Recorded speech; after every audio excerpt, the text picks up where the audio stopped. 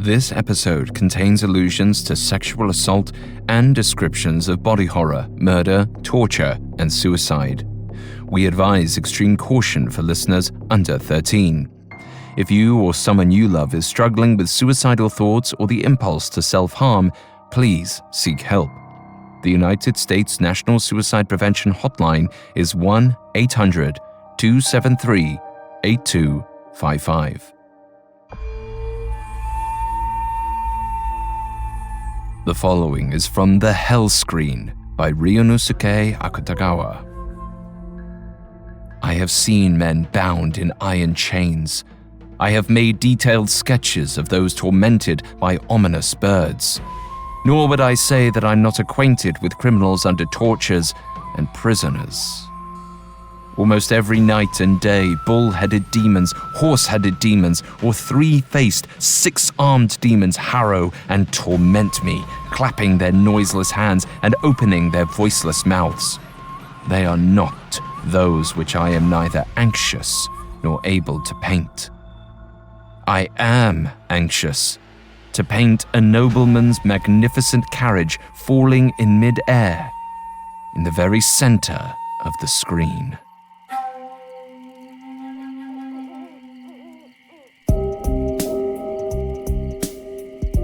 Good evening, everyone, and welcome back. I'm Alistair Murden, and this is Haunted Places Ghost Stories, a Spotify original from Parcast. In this series, we reimagine ghostly tales from some of history's greatest authors. The following version is our own unique take. It may feel familiar in some ways and different in others. We hope you enjoy it. You can find episodes of Ghost Stories and all other Spotify originals from Parcast for free on Spotify. This week, we continue our month on haunted artists with the conclusion of Ryunosuke Akutagawa's 1918 story, The Hell Screen. If you haven't listened to part 1 yet, make sure you go back and start from the beginning. Last week, we met Yoshihide, the Japanese Empire's greatest and most unlikable artist. When Yoshihide demanded that the great Lord of Horikawa release his teenage daughter Yuzuki from servitude, Lord Nakamura made an unusual proposition. He would free Yoshihide's daughter if the artist agreed to paint him a realistic depiction of hell. Ever confident in his own abilities, Yoshihide agreed. But his creative process required him to make his mind and soul vulnerable to sinister forces. In order to bring the underworld to life, the artist needed to become a vessel through which evil could create. Coming up, the Hell Screen requires more than just dedication. It demands sacrifice.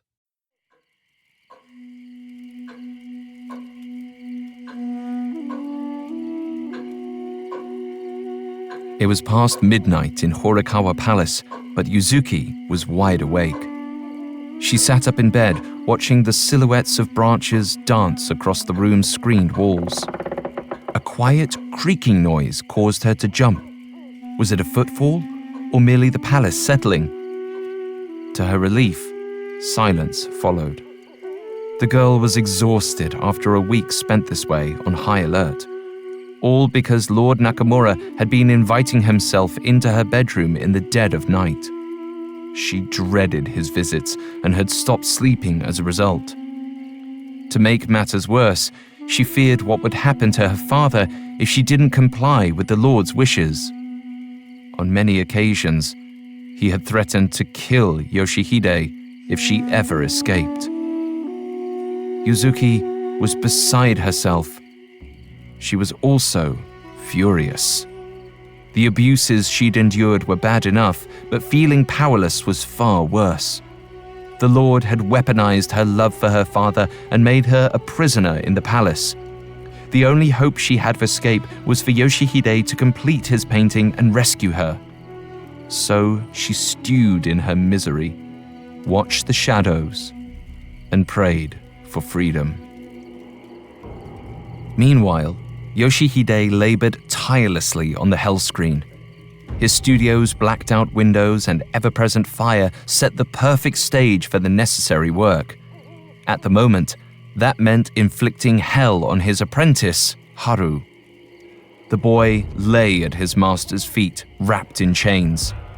Yoshihide had posed him hog-tied on his stomach, his arms and legs bound together behind his back. Though Haru struggled to breathe, the artist only tugged his chains tighter. He wasn't listening to his apprentice's whimpers of pain. Instead, Yoshihide was preoccupied with the whispers of his unseen companion, the one that spoke to him from the shadows. "Tighter," it purred, and Yoshihide complied. As he yanked the chains, Haru's limbs bent at cruel angles. His muscles strained and tore, and his skin turned an angry shade of purplish blue. Yoshihide didn't stop pulling until he heard a painful crack. Haru cried out and stopped struggling. The artist stepped back to admire his handiwork. "Marvelous," he murmured. "Now, don't move." Yoshihide sat at the canvas and mixed the paints to match Haru's inflamed skin. He took his time, leisurely painting the suffering apprentice on the hell screen.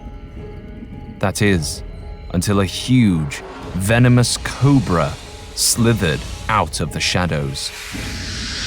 Haru caught a glimpse of the tremendous snake from the corner of his eye. It drew closer and closer to the tortured apprentice, forked tongue flicking in and out.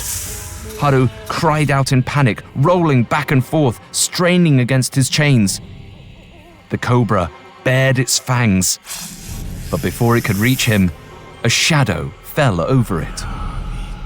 Yoshihide angrily grabbed the cobra and cursed it for ruining the apprentice's pose. He then stuffed the animal in an empty crate. The artist reluctantly unchained Haru, offering no sympathy or apology. The shaking apprentice struggled to stand to no avail. He resorted to crawling out of the studio, using only his arms. Yoshihide simply said, "Send in the next one."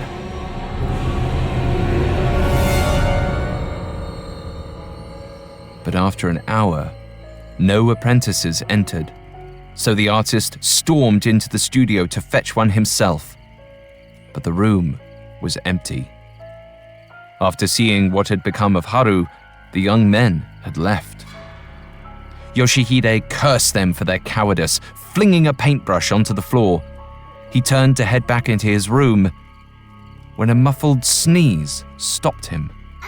It came from the studio's storage closet. He opened the door to find his one remaining apprentice, a trembling orphan named Goro, who had no home to return to. Yoshihide ordered the boy to go into the village and acquire some props. A short time later, Goro returned to the studio with his master's requests, a great horned owl and a package of raw meat. But Yoshihide didn't acknowledge his presence. He sat in front of his canvas, gaze fixed on the screen, muttering to the shadows. Goro gently set the birdcage on a table and scurried from the room. He thought he'd reach safety when he heard his master's voice. "Get back here, boy, and open the cage."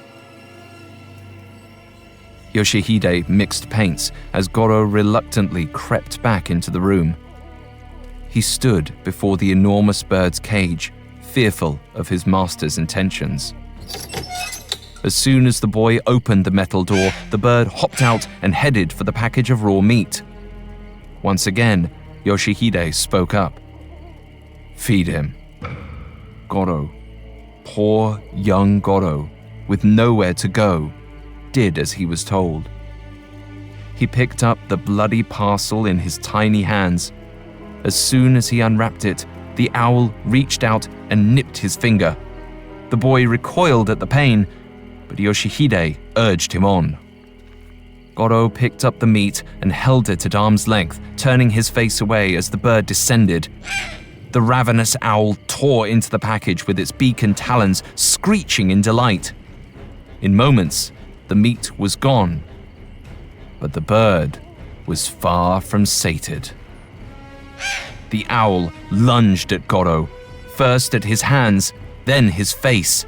Its dagger-like talons carved into the boy's arms, its wings beat against his face, all but blinding him. Goro held his hands up, trying to push the bird away. When that failed, he fled madly, blind from the blood and the feathers and the fear. And all the while, Yoshihide calmly painted. In his panic, the boy knocked over the crate containing the snake, setting it free. In short order, the cobra struck the owl, paralyzing the bird with its venom.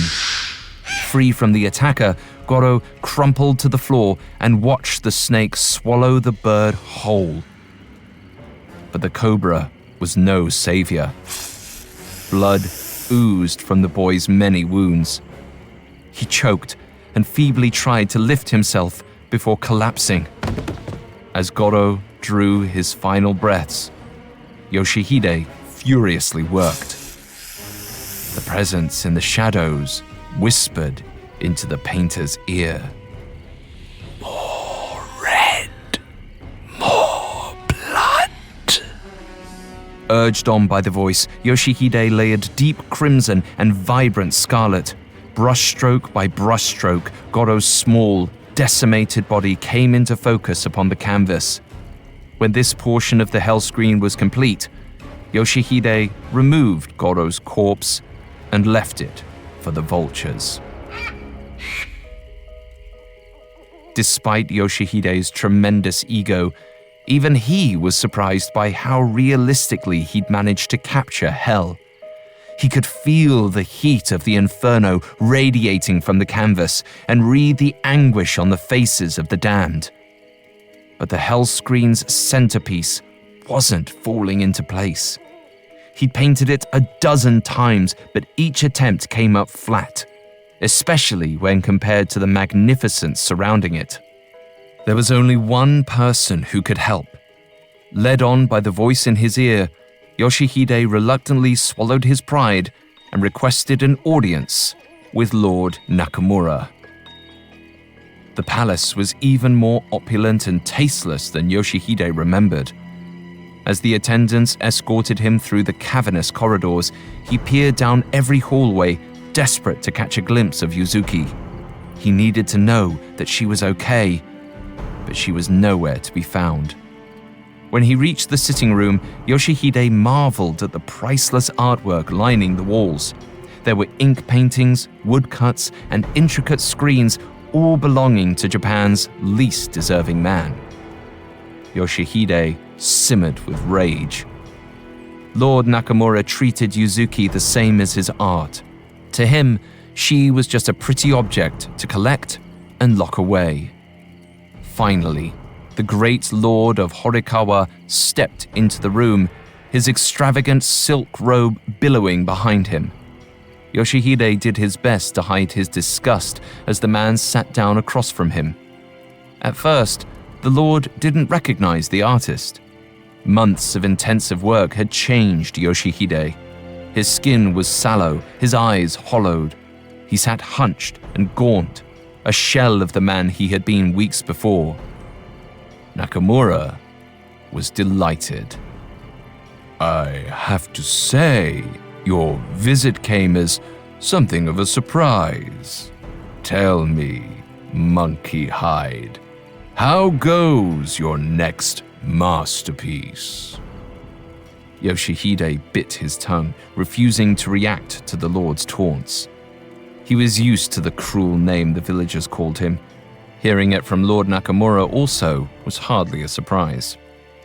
Yoshihide cleared his dry throat and explained that he was nearly finished, but he couldn't complete the painting without the lord's assistance.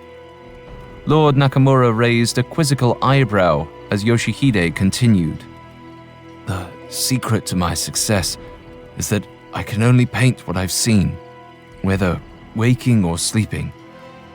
But there's one thing I haven't been able to see or to dream." The artist went on to explain the centerpiece of the hell screen, a noble woman burning to death inside a free-falling carriage. The imagery was crucial to the completion of the piece. Then he made his request. "I need to see it. I need you to lock a woman inside a carriage, set it on fire, then push it from a mountaintop." A dark look came over the Lord's face as the artist concluded. "Great art requires sacrifices, and the hell screen will never be finished without it. But if you do this, and let me be a witness, I will be able to complete a piece more vivid and more terrible than you have ever seen." To Yoshihide's surprise, Lord Nakamura smiled. "If the greatest painter in all the empire requires a woman to burn to death, so be it." Coming up, Yoshihide faces the true horror of his request. Love. It's been the subject of poems, novels, music, and film. It's also been the driving force behind some of the most horrendous crimes in history. Hi, I'm Vanessa Richardson. Join me for Season 2 of Criminal Couples and meet the lovers who took their passion to perilous lengths. Featuring standout episodes from female criminals, serial killers, solved murders, and crimes of passion, this season of Criminal Couples gets to the heart of what makes two turn to a life of murderous crime. Some couples were set off by revenge or greed. Others were fueled by sex and drugs. All acted in the name of love. Discover the darker side of desire in Season 2 of the Spotify original from Parcast, Criminal Couples. Follow for free and tune in every Monday, only on Spotify. Now, back to the story. Yoshihide's immaculate painting of hell was almost complete. It was only missing its centerpiece, a flaming carriage with a noble woman burning inside it. The artist had asked Lord Nakamura to arrange such a scene for him so he could easily sketch it. And to Yoshihide's surprise, the Lord agreed.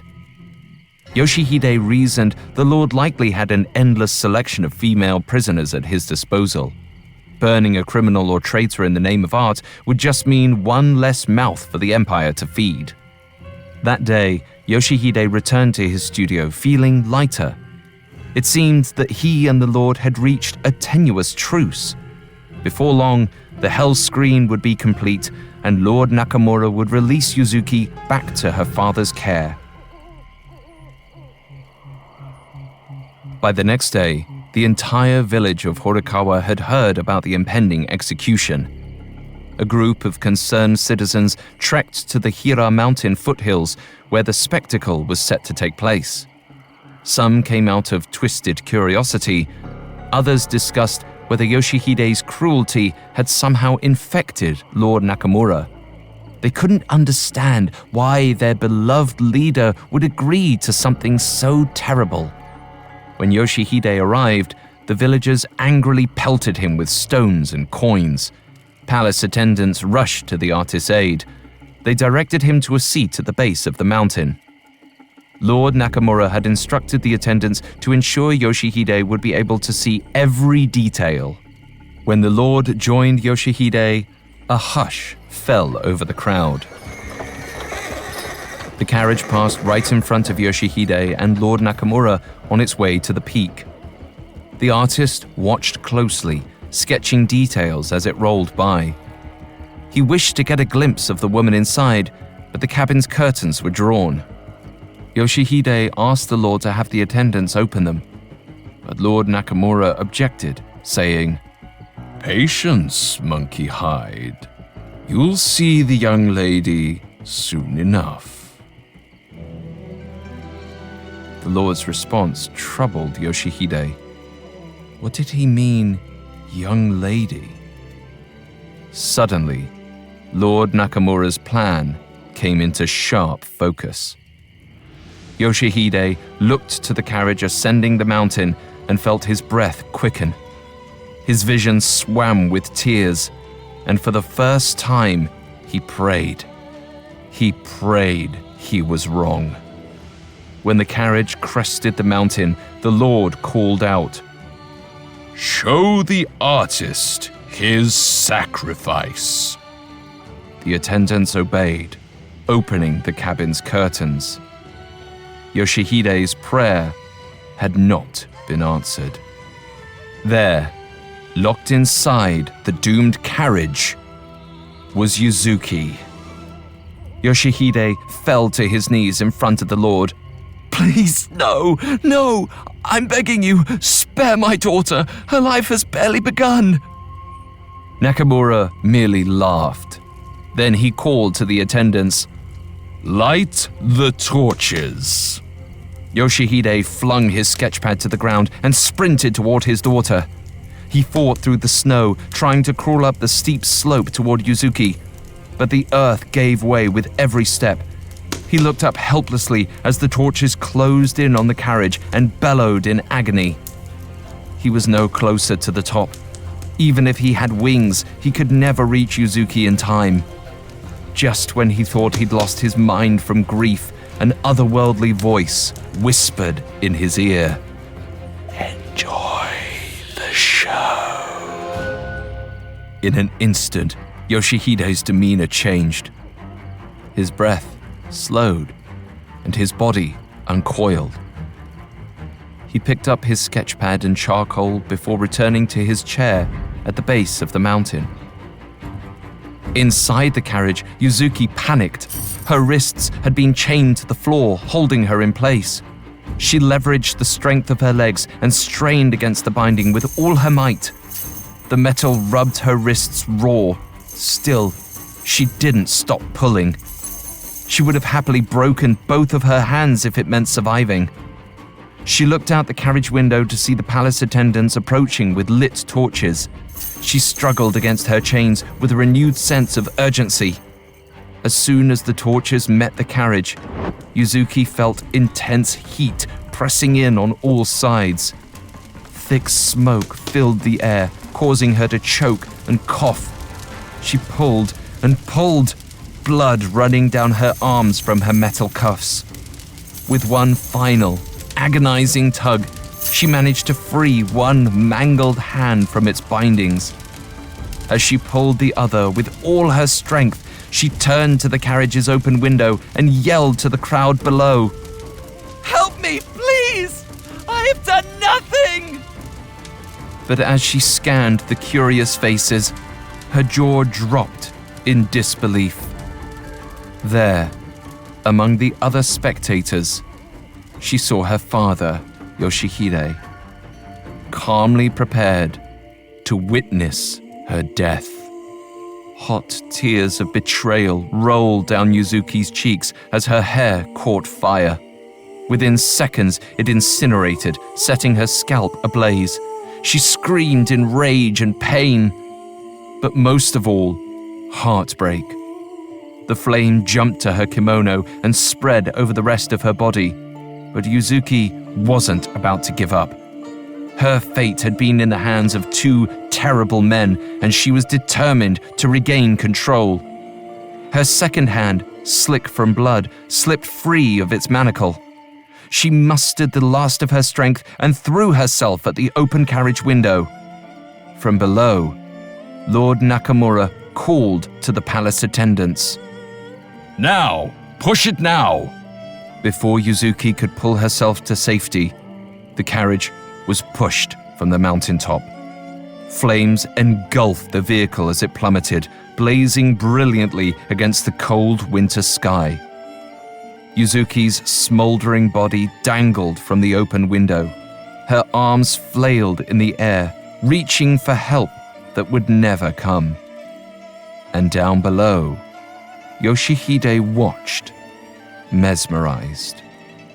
This was more than an artist's attentiveness. It was nirvana.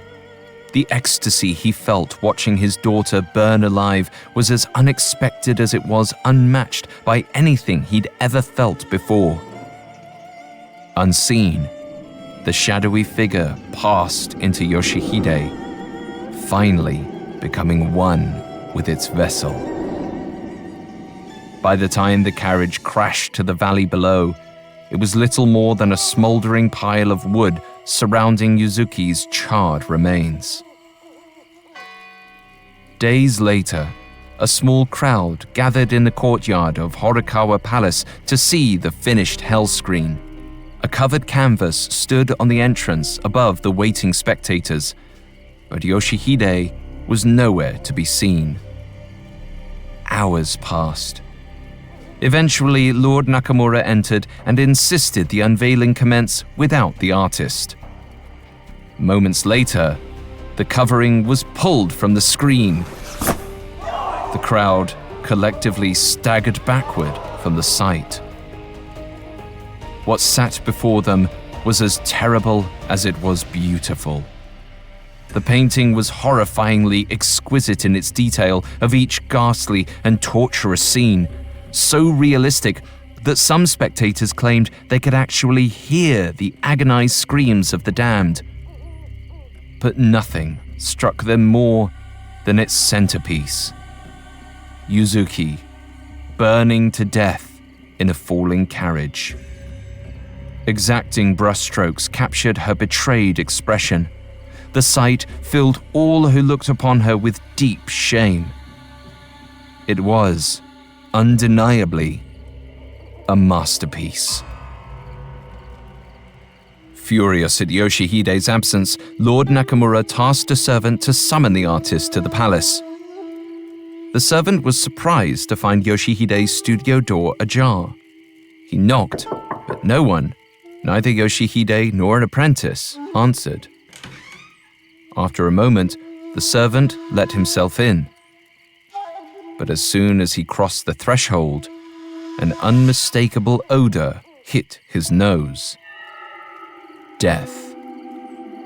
The servant crept deeper into the artist's quarters, dreading what he might find. When he opened the inner chamber door, his eyes drifted from the hundreds of charcoal sketches on the floor up to a pair of feet, dangling mid-air. He forced his gaze further upward and saw Yoshihide. The servant searched the entire room, but there was no note to be found. Evidently, the artist let the hell screen speak his final words for him.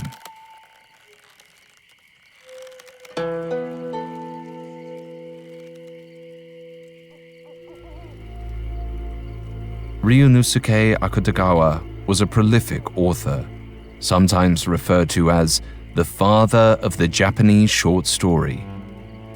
His stories seem to come from a place of reason rather than emotion, and his writing style is straightforward and detached. He lays the plot bare and leaves emotional interpretation to the reader. We can see this ethos clearly in today's tale. With the assistance of otherworldly forces, Yoshihide was able to approach his work on the hell screen with an inhuman detachment. Being under the control of dark energy allowed him to service the art unemotionally and by any means necessary. Consequently, he achieved aesthetic perfection. Whether Yoshihide was haunted by a literal demon or his own blind ambition is left up to interpretation. Perhaps the author was able to describe Yoshihide's plight so poetically because he too was a haunted artist. Plagued by mental illness, Akutagawa took his own life in 1927 when he was just 35 years old. The most disquieting aspect of the hell screen is its apparent prophecy of the author's own demise. In the final words of the original short story, Akutagawa writes, "His body remains buried in the corner of the ruins of his house. However, With the passage of scores of years, wind and rain have worn down the tombstone marking his grave, and overgrowing moss has buried it into oblivion. Yoshihide, for all his ego and his achievements, is obliterated by time. All that remains is this uncomfortable truth, that no matter the medium, great artists commit to their craft with everything, mind, body, and soul. And some of the most captivating ones make a deal with the devil.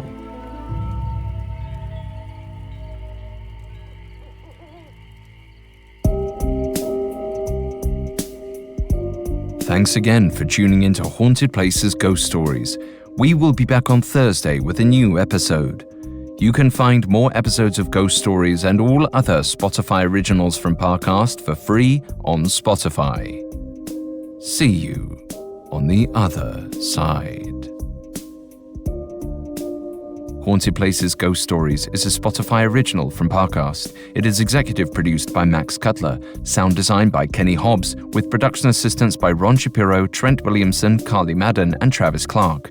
This episode of Haunted Places Ghost Stories was written by Janelle Malik, with writing assistance by Robert Teamstra and Alex Garland, fact-checking by Adriana Romero, and research by Mickey Taylor. I'm Alastair Murden.